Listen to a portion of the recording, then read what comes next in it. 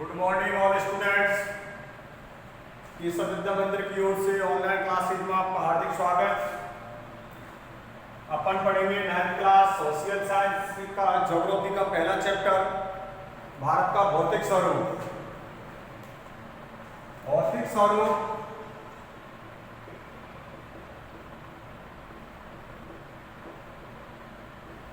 क्या है अपन बताएंगे। भौतिक स्वरूप क्या है? भौतिक स्वरूप का मतलब होता है प्राकृतिक आकार, अर्थात प्रकृति द्वारा दिया गया आकार। आज अपन का आकार, अपन मानव है और अपन का आकार कैसा है? मानवीय कृत आकार है या भौतिक आकार है, अर्थात कृत्रिम आकार है या प्राकृतिक आकार है। अपन का जो आकार है वो कैसा है भैया? भौतिक है, प्राकृतिक आकार है।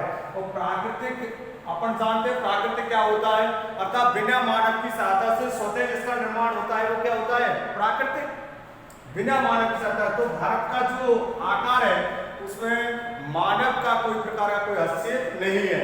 क्यों नहीं? अपन इस चीज को समझेंगे। भारत को भौतिक स्वरूप के आधार पर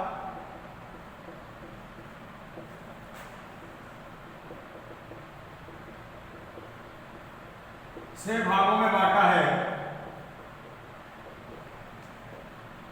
ये अपने 8वीं क्लास में पढ़ा था, लेकिन 8वीं क्लास हमने केवल 4 भाग पढ़े थे। कितने पढ़े थे? 4 भाग। अब ये हमारी स्तर बढ़ गया तो यहाँ हमारे कितने भाग हुए? 6 भाग। 6 भागों में अपन सबसे पहले इसका ऊपर वाला भाग लेते हैं, वो है हमारा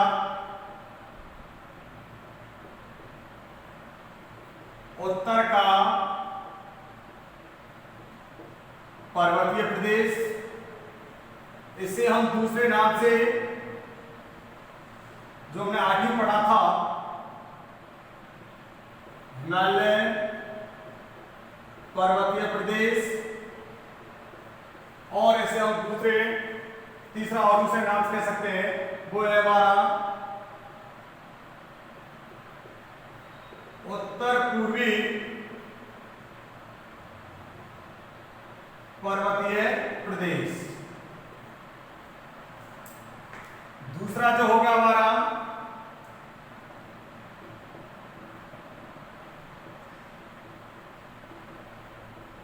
उत्तर का विशाल मैदान, जिसको दूसरे नाम से अपन जान सकते हैं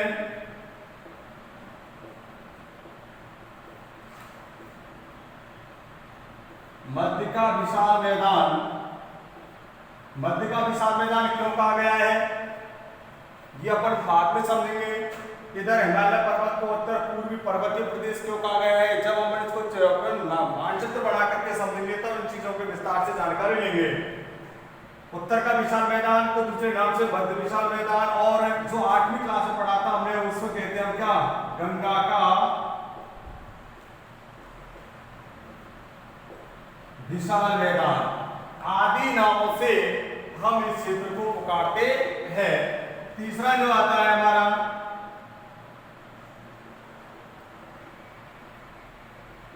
दक्षिण का पठार, इसी दूसरे नाम से कह सकते हैं हम प्रायद्वीपीय पठार। चौथा जो आता है हमारा थार का मरुस्थल, इसको दूसरे नाम से कह सकते हैं हम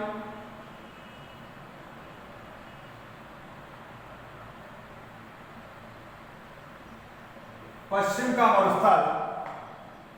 पांचवा जो आता है हमारा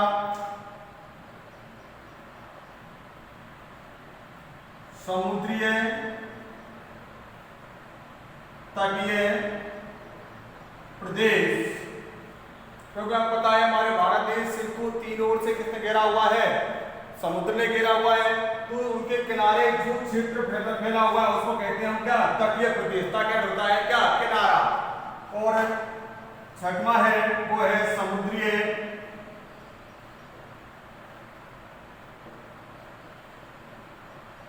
द्वीप समूह, सबके बारे में विस्तार चर्चा करेंगे। समुद्री द्वीप समूह अपन ने भारत का जो मानचित्र देखा है, भारत के मानचित्र के अंतर्गत में दो चीज सुनी है, दो नाम सुने हैं। एक तो सुनाया अपन ने लक्षद्वीप समूह और एक सुनाया अपन ने अंडमान निकोबार द्वीप समूह। अंडमान निकोबार द्वीप समूह भारत के दक्षिण पूर्व में बंगाली खाड़ी में स्थित है, जबकि लक्षद्वीप जो पढ़ा है अपन ने वो भारत के दक्षिण पश्चिम के बीच अरब सागर फैला हुआ, अरब सागर के अंतर्गत लक्षद्वीप पाए जाते हैं। इन सब चीजों के बारे में विस्तार चर्चा करेंगे। ये चीज अपन जान गए कि भारत को भौतिक स्वरूप से अगर 6 भागों में पढ़ा है, बांटा गया है, क्योंकि हमने आर्टिकल से पढ़े थे वो 4 भाग पढ़े थे, और 4 भाग में कौन कौन से पढ़े थे हमने? उत्तर का पर्वतीय प्रदेश, उत्तर का विशाल मैदान, दक्षिण का पठार, थार का मरुस्थल। वहां ये नाम नहीं थे। 8वीं क्लास में उत्तर के पर्वतीय प्रदेश का नाम क्या था? हिमालय पर्वतीय प्रदेश। और 8वीं क्लास में उत्तर के विशाल मैदान का नाम था गंगा का विशाल मैदान। इधर दक्षिण के पठार को वहां प्रायद्वीप पठार कहा गया, और यहाँ हमारा थार का मरुस्थल के नाम से जाना गया। अब अपन एक बार मानचित्र से समझेंगे कि उत्तर का पर्वतीय प्रदेश कहाँ है, उत्तर का विशाल मैदान कहाँ है, दक्षिण का पठार कहाँ है, थार का मरुस्थल कहाँ है, समुद्र तटीय मैदान कहाँ है, और समुद्री द्वीप कहाँ है, द्वीप समूह कहाँ है। इसको अपन एक बार मानचित्र के माध्यम से समझेंगे। तो इसमें अब समझ गए अपन कि भारत को 6 भागों में बांटा गया है। देखो मानचित्र देखते हैं। मानचित्र जो अपन यहाँ बनाएंगे वो पैमाने का मानचित्र होगा, वो एक समझने की दृष्टि से अपन इसको बनाया जा रहा है, जिससे अपन समझ सके कि जो अपन ने अभी लिखा है वो 6 भाग, वो 6 भाग भारत में कहाँ कहाँ पर स्थित है। मानचित्र अपन ने 2 प्रकार से भरे हैं, वैसे 3 प्रकार होते हैं मानचित्र। जिसमें पहला अपन ने एक तो ज्यादातर मानचित्र पढ़ते हैं अपन, वो कौन सा पढ़ते हैं? वो पढ़ते हैं राजनीतिक, और राजनीतिक के अंतर्गत भारत के राज्य और राजधानी पढ़ते हैं। लेकिन अब जो पढ़ेंगे अपन वो भारत का प्राकृतिक मानचित्र पढ़ेंगे। कौन सा पढ़ेंगे भैया? प्राकृतिक मानचित्र।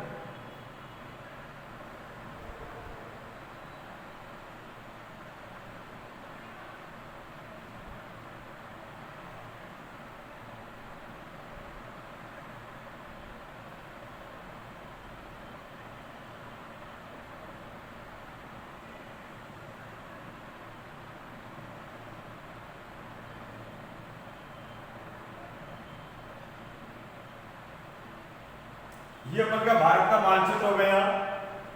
समझ रहे हैं अपन एक बार?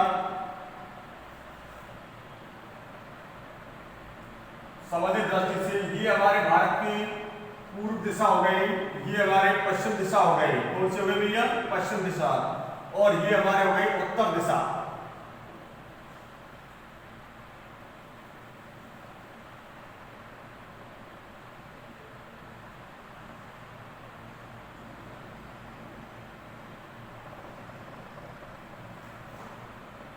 ये हमारी उत्तर दिशा। ये चीज अपन जानेंगे, क्योंकि मानचित्र में सबसे पहले अपन जो पढ़ते हैं वो काची देखते हैं, सबसे पहले दिशा देखते हैं, और दिशा को अपन इस तरीके से अंकित करते हैं। एन का मतलब क्या हो गया भैया? नॉर्थ, और नॉर्थ का मतलब क्या हो गया? उत्तर। तो ये समझ के कि अपन भारत का ये क्षेत्र दिशा है, कौन सी उत्तर है, तो ये कौन सी हो गई? दक्षिण, ये कौन सी हो गई? पूर्व, तो ये हो गई पश्चिम, दक्षिण। अब अपन इसमें ये जानेंगे कि अपन ने जो सबसे पहले पढ़ा था भारत का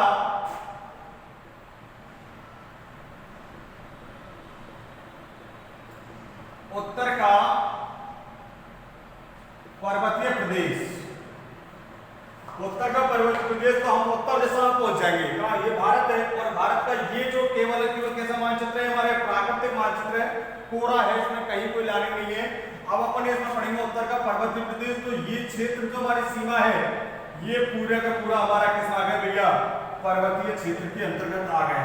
किस आ गया? ये पर्वतीय क्षेत्र के अंतर्गत, अर्थात भारत की उत्तर दिशा है, उत्तर दिशा के अंतर्गत ये हमारा सिक्किम राज्य, ये हमारा पूरा का पूरा पूर्वी भारत जो है हमारा, ये सब किस में गया? उत्तर का पर्वतीय प्रदेश के अंतर्गत। एक इस क्षेत्र को अपन दूसरे नाम से मैंने बताया था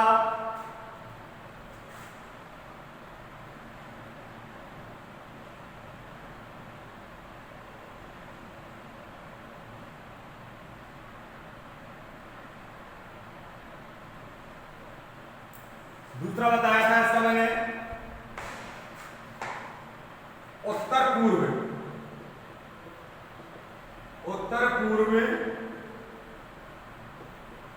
पर्वतीय प्रदेश। तो ये हमारा उत्तर दिशा है और ये हमारी पूर्व दिशा है। तो उत्तर से लेकर पूर्व के बीच फैला हुआ प्रदेश कौन सा प्रदेश है? पर्वतीय प्रदेश। इसलिए कहा है इसको क्या? उत्तर पूर्वी पर्वतीय प्रदेश। समझ गए भैया? पहला क्षेत्र हो गया हमारा। दूसरा हमने पढ़ा था उत्तर का विशाल मैदान या मध्य का विशाल मैदान।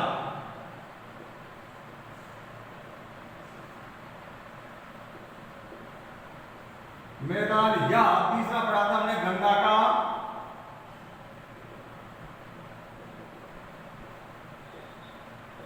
विशाल मैदान। अब इसको कई नामों से पुकार रहे हैं। उत्तर का विशाल मैदान कह रहे हैं, मध्य का विशाल मैदान कह रहे हैं, गंगा का विशाल मैदान कह रहे हैं।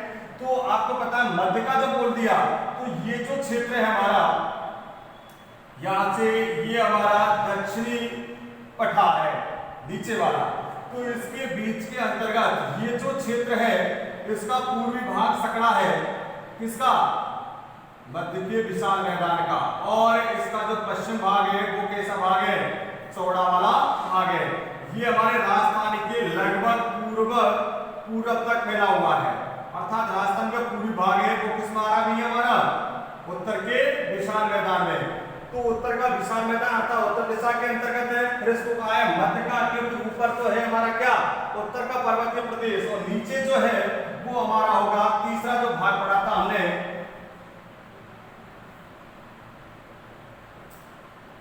प्रायद्वीपीय पठार या दक्षिण का पठार। दक्षिण का पठार का दक्षिण दिशा है। तो ये जो क्षेत्र है हमारा, ये हमारा कौन सा भैया? प्रायद्वीपीय पठार है। इसको अपन एक दक्षिणी क्षेत्र कह सकते हैं। ये जो चौखाना दिख रहा है हमारा, ये हमारा दक्षिण का पठार होगा। क्या होगा भैया? ये हमारा दक्षिण का पठार। अब ऊपर तो उत्तर का विशाल मैदान है और नीचे दक्षिण का पठार है। तो इसके बीच में ये भाग है, ये कौन सा भाग हुआ हमारा? मध्य का विशाल मैदान। क्या है? मध्य का विशाल मैदान। तीसरा पढ़ा है गंगा का विशाल मैदान। इसी का नाम है तीसरा विशाल गंगा का मैदान। क्यों? क्योंकि पता है ऊपर उत्तर में पर्वतीय प्रदेश है और पर्वत किससे ढका हुआ है? बर्फ से ढका हुआ है। और इस बर्फीले पर्वत से ही वर्ष भर बहने वाले नदियों का उद्गम हुआ है, जो आगे विस्तार से वर्णन पड़ेंगे उसमें समझेंगे। तो उन नदियों के अंतर्गत गंगा है, ब्रह्मपुत्र है, सरस्वती है, सिंधु है, यमुना है। ये सब नदी कहां से निकल रही है? हिमालय पर्वत से। तो हिमालय पर्वत गंगा की सहायक नदियों द्वारा इस मैदान के अंतर्गत, क्योंकि ये गहरा गर्त था, कैसा गहरा गर्त, जो नदी आई वो नदी इसमें गिरी और गिर करके और अपने साथ लाने वाली गाद, तलछट, मिट्टी, कंकड़ से इस मैदान का क्या हुआ? निर्माण हुआ। इसलिए गंगा की सहायक नदियों द्वारा इसका मैदान होने के कारण इसको गंगा का मैदान के नाम से जाना गया। उसके बाद तीसरा आता है हमारा प्रायद्वीपीय पठार। प्रायद्वीपीय क्यों कहा है? प्रायद्वीप लगभग द्वीप के समान दिखने वाला, लगभग, अर्थात ये समझ गए अपन प्रायद्वीप किसे कहते हैं। चलो अब मैं पूछता हूं आपको, 3-4 शब्द एक जैसे दिखाई देते हैं अपन को, एक जैसा समझ में आता है। जैसे एक तो होता है प्रायद्वीप, एक होता है द्वीप, एक होता है महाद्वीप और एक होता है उपमहाद्वीप। समझ रहे हैं आप? प्रायद्वीप किसे कहते हैं, द्वीप किसे कहते हैं, महाद्वीप किसे कहते हैं और उपमहाद्वीप किसे कहते हैं। तो मैं एक बार एक परिभाषा संक्षिप्त में समझा देता हूं कि प्रायद्वीप वह स्थलीय भूभाग जिसके 3 ओर, कितने ओर? जिसके 3 ओर विशाल जलराशि हो, वो एक भाग का कहलाता है, प्रायद्वीप कहलाता है। तो भैया समझ रहे हैं आप, ये हमारा दक्षिण का पठार है और दक्षिण के पठार की एक तरफ क्या है हमारी? बंगाल की खाड़ी और दूसरी तरफ क्या है हमारा? अरब सागर और तीसरी ओर क्या है हमारा? हिंद महासागर। हिंद महासागर। तो अब 3 ओर पानी हो गया। पूर्व में बंगाल, दक्षिण पूर्व, ये दक्षिण वाला भाग है और और ये पूर्व वाला भाग है, इसके मध्य में फैला हुआ भाग दक्षिण पूर्व में क्या है, बंगाल की खाड़ी। इधर हमारा दक्षिण है, इधर हमारा पश्चिम है। इस दोनों भागों के मध्य अर्थात दक्षिण पश्चिम के मध्य फैला हुआ अरब सागर है और इसके दक्षिण भाग में क्या है, हिंद महासागर। किसकी बात कर रहे हैं अपन, भारत देश की। किसकी बात कर रहे हैं, भारत देश की। और भारत देश का ये जो भाग है इसको दक्षिण का पठार कहते हैं और दक्षिण के पठार के साथ साथ क्या नाम दिया है इसका, प्रायद्वीपीय पठार। क्यों, क्योंकि ये भाग किससे घिरा हुआ है, विशाल जलराशि से घिरा हुआ है, इसलिए क्या कहते हैं भैया, प्रायद्वीप। तो पहली चीज समझ गया अपन, प्रायद्वीप क्या है, अर्थात वह स्थलीय भूभाग जिसके चारों ओर जिसके तीन ओर विशाल जलराशि हो, क्या कहलाता है, प्रायद्वीप। उसके बाद आता है द्वीप। क्या आता भैया, द्वीप। द्वीप वह स्थलीय, यह छोटा भूखंड जिसके चारों ओर विशाल जलराशि हो, जिसके चारों ओर विशाल जलराशि अर्थात अथाह पानी, जो क्या कहलाता है, द्वीप कहलाता है। और उसके बाद आता है महाद्वीप, वह विस्तृत भूभाग जिसके चारों ओर विशाल जलराशि हो, क्या कहलाता है भैया, महाद्वीप कहलाता है। और उसके बाद आता है उपमहाद्वीप, अर्थात वह स्थलीय भूभाग जहां भौतिक दृष्टि से, सांस्कृतिक दृष्टि से, वे पर्यावरणीय दृष्टि से अपने आप में पूर्ण हो, वे भाग क्या कहलाता है, उपमहाद्वीप। तो अपन ने छोटी कक्षा पढ़ा है, भारत को उपमहाद्वीप क्यों कहते हैं, क्योंकि भारत भौतिक दृष्टि से अपन अभी पढ़ रहे हैं पर्वत, पठार, मैदान, अभी पढ़ेंगे हम इसमें क्या होगा, मरुस्थल। यहाँ क्या पढ़ेंगे अपन, तटीय प्रदेश। क्या पढ़ेंगे, तटीय प्रदेश। फिर पढ़ेंगे हम क्या, द्वीप समूह। क्या पढ़ेंगे भैया, द्वीप समूह। तो ऐसा प्राकृतिक स्वरूप दुनिया के पूरे देश में नहीं देखने को मिलेगा, इसलिए भारत को क्या कहते हैं, उपमहाद्वीपी कहते हैं, भारत को प्रायद्वीपी कहते हैं। अब अपन ये संक्षिप्त रूप में समझाया मैंने। अब आता है अपन का चौथा भाग। हम पढ़ रहे हैं भारत के भौतिक प्रदेश, और भारत के भौतिक प्रदेशों में हम तीन चीज समझ चुके हैं, उत्तर का पर्वतीय प्रदेश, विशाल मैदान और प्रायद्वीप पठार। चौथा जो है हमारा वो है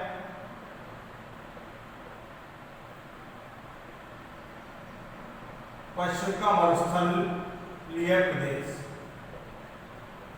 इसको दूसरे नाम से कह सकते हैं अपन थार का मरुस्थल। अपन नाम जो समझ रहे हैं पश्चिम का, तो भारत के पश्चिम दिशा में आ जाएंगे। पश्चिम दिशा में ये जो क्षेत्र है ये हमारे राजस्थान वाला क्षेत्र है। राजस्थान का जो पश्चिम वाला भाग है, राजस्थान की ये पश्चिम दिशा होगी, ये पूर्व दिशा होगी। तो अपन पश्चिम में जाएंगे तो ये क्षेत्र है, और ये राजस्थान का नहीं, इस भारत दिशा के पश्चिम में स्थित होने के कारण इसको पश्चिम का मरुस्थल भी कहा गया है। उसके बाद चौथा, पांचवा जो आता है वो है हमारा समुद्री तटीय प्रदेश। समुद्रीय तटीय प्रदेश। आपको पता है कि हमारे भारत देश को तीन ओर जल से घिरा होने के कारण ये जो क्षेत्र है ये हमारा क्या है भैया, समुद्र, अरब सागर है। अरब सागर किनारे का तट है, इधर हमारी क्या है, बंगाल की खाड़ी है, और बंगाल की खाड़ी होने के कारण ये भी हमारा क्या होगा, एक तटीय प्रदेश होगा।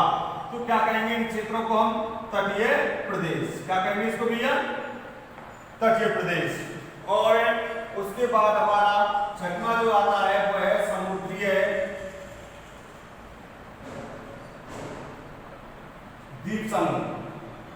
समुद्रीय द्वीप समूह आपको बताया कि एक तरफ हमारे बंगाल की खाड़ी और एक तरफ अरब सागर, और मैंने अभी बताया था द्वीप। क्या बताया था, द्वीप वह छोटे भूखंड जिसके चारों ओर विशाल जलराशि हो। तो यहाँ छोटे छोटे द्वीप अर्थात छोटे छोटे भूखंड जल के बीच उभरे हुए हैं। वो इधर तो होगा हमारा कौन सा, अंडमान निकोबार द्वीप समूह, इधर होगा हमारे लक्षद्वीप समूह। इन चीजों ये हो गए हमारे भैया 6 प्राकृतिक स्वरूप। अब इतना समझने के बाद अपन समझेंगे कि उत्तर के विशाल मैदान के अंतर्गत, उत्तर के पर्वतीय प्रदेश के अंतर्गत किस प्रकार की वनस्पति पाई जाती है, किस प्रकार के जीव पाए जाते हैं, वहाँ जीविका वातावरण कैसा होता है, यह है हमारे लिए किस प्रकार लाभदायी सिद्ध होता है। इस पर्वत का हमारे इस मानव जीवन में अर्थात भारत के इस मानव जीवन में क्या महत्व है, इस मैदान का क्या महत्व है, मैदान के अंदर किस प्रकार मैदान का निर्माण हुआ है, इन सब चीजों के बारी बारी से प्रत्येक भाग का अपन वर्णन पढ़ेंगे। एक चीज और समझाता हूं आपको, भौतिक के आकार के अंतर्गत आप बताएं कि हमारे भारत देश के लगभग बीच से कर्क रेखा गुजरती है। कौन सी गुजरती है? कर्क रेखा गुजरती है, जो भारत को दो भागों में बांट रही है। लगभग कितने भागों में? दो भागों में। और दो भाग अपन अब कह सकते हैं, दो भाग साधारण रूप से क्या कहेंगे इसको, ऊपर वाला भाग उत्तर का है तो उत्तरी भारत, और नीचे वाला भाग कौन सा है? दक्षिण, तो दक्षिणी भारत। कितने हो गए? दो भाग हो गए। लेकिन आपको पता है कि ऊपर हमारा कौन सा है? पर्वत है। पर्वत कौन सा है? हिमालय पर्वत है। हिमालय पर्वत का जो ऊपर वाला भाग है, जिसे महाहिमालय कहते हैं, जहां तापमान 0 डिग्री से भी कम रहता है, वो हमेशा हिमपात होता है। इसलिए इस भाग को क्या कहेंगे हम? शीतोष्ण कटिबंधीय प्रदेश। किसको? कर्क रेखा के ऊपर वाले भाग को। और नीचे वाला भाग है, यहाँ हमारे तीनों समुद्र से घिरे होने के कारण यहाँ का तापमान कैसा होता है? समान होता है या अधिक होता है, तो उसको क्या कहेंगे? उष्ण। उष्ण होता है गर्म प्रदेश, अर्थात उष्ण कटिबंधीय प्रदेश। यह कर्क रेखा भारत के 8 राज्यों से गुजरती है। कितने राज्यों से गुजरती है? 8 राज्यों से। अपन पश्चिम से पूरब की ओर चलेंगे तो पश्चिम में सबसे पहले आ रहा है हमारा राजस्थान।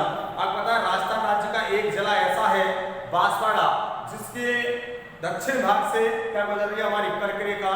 उसके बाद आता है गुजरात, राजस्थान के बाद गुजरात से, गुजरात के बाद मध्य प्रदेश से, मध्य प्रदेश के बाद छत्तीसगढ़ से, और छत्तीसगढ़ के बाद झारखंड, झारखंड के बाद हमारा आ रहा है, एक बार लिख देता हूं इनको,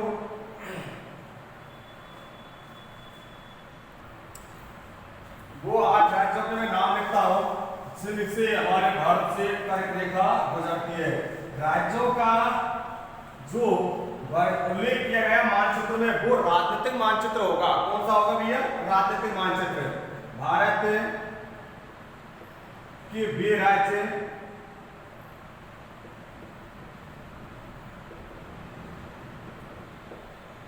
जिनसे कर्क रेखा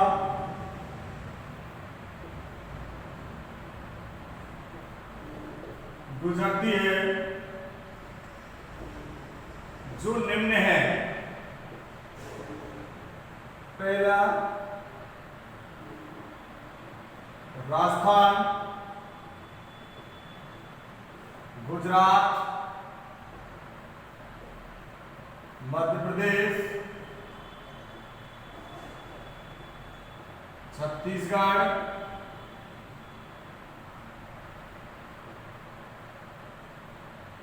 झारखंड, पश्चिम बंगाल, त्रिपुरा,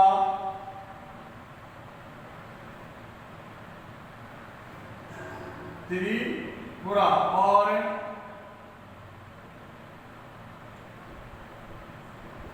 मिजोरम। ये वो 8 राज्य हैं जिनसे हमारे कर्क रेखा गुजरती है। अब अपने इसके साथ ही पढ़ेंगे, इसकी 2 स्थल सीमा बढ़ रही है भारत की। क्या बढ़ रही है? 2 स्थल सीमा। एक तो बढ़ रही है हमारी भारत की अंतरराष्ट्रीय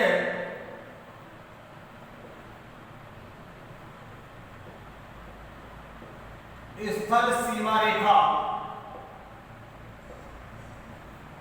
स्थल सीमा रेखा जो हमारे यहां से हमारी ये स्थल रेखा प्रारंभ हो जाती है और यहां राजस्थान, इधर हमारे पंजाब, जम्मू कश्मीर से होते हुए और यहां तक आती है। तो ये जो सीमा रेखा है ये कौन सी होगी? हमारे स्थल, क्योंकि ये हमारा स्थलीय भाग है।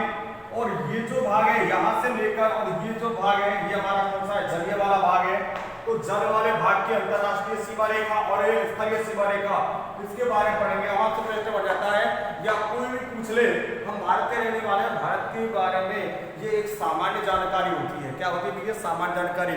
भारत देश के अंदर कितने राज्य हैं, कितने केंद्र शासित प्रदेश हैं, भारत की अंतर्राष्ट्रीय सीमा की कितनी है, 2 अंतर्राष्ट्रीय सीमा, पहली कौन सी स्थल अंतर्राष्ट्रीय सीमा, दूसरी कौन सी जलीय अंतर्राष्ट्रीय सीमा। अच्छा ठीक है, तो भैया अंतर्राष्ट्रीय स्थल सीमा रेखा की लंबाई कितनी है, अंतर्राष्ट्रीय जलीय सीमा रेखा की लंबाई कितनी है। इन चीजों के बारे में अपन को सामान्य जानकारी के रूप में जानकारी होना आवश्यक है। अंतर्राष्ट्रीय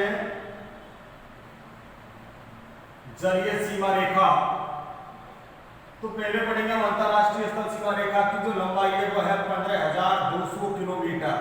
कितनी है भैया, 15,200 किलोमीटर, जो यहाँ पश्चिम से लेकर पूर्व छोर तक आती है। दूसरा है हमारा अंतर्राष्ट्रीय जलीय सीमा रेखा जो गुजरात से लेकर के यहाँ पश्चिम बंगाल तक पहुंचती है। वो क्षेत्र हमारी वहां की हमारी 2 रेखाएं होंगी जलीय सीमा रेखा। पहली जो मैं बता रहा हूं वो है 7516.6 किलोमीटर अर्थात 7516.6 किलोमीटर, जो भारत के द्वीपीय समूह है अर्थात लक्षद्वीप समूह और अंडमान निकोबार द्वीप समूह को लेकर के चल रहे हैं। तो हो गई हमारी कितनी भैया 7516.6 किलोमीटर। दूसरी हमारी इन जलीय रेखा इन क्षेत्रों को छोड़ देते हैं, द्वीप समूह वाले क्षेत्र को छोड़कर हम सीधी यदि इस कोणीय स्थिति को देखते हैं तो हमारी होगी 6100 किलोमीटर। ये चीज अपन समझ गए। अब इसके बारे में जानेंगे कि भारत का उत्तर से दक्षिण विस्तार कितना है, पूर्व से पश्चिम विस्तार कितना है, इसके बारे में विस्तार से जानकारी कल दूसरी वीडियो में पढ़ेंगे। अपन पढ़ें, YouTube चैनल को देखें, सब्सक्राइब करें और इसको लाइक करें, शेयर करें। यदि कोई चीज समझ में नहीं आ रही हो तो आप मेरे व्यक्तिगत नंबर, पर्सनल नंबर पर आप मेरे संपर्क कर सकते हैं। धन्यवाद।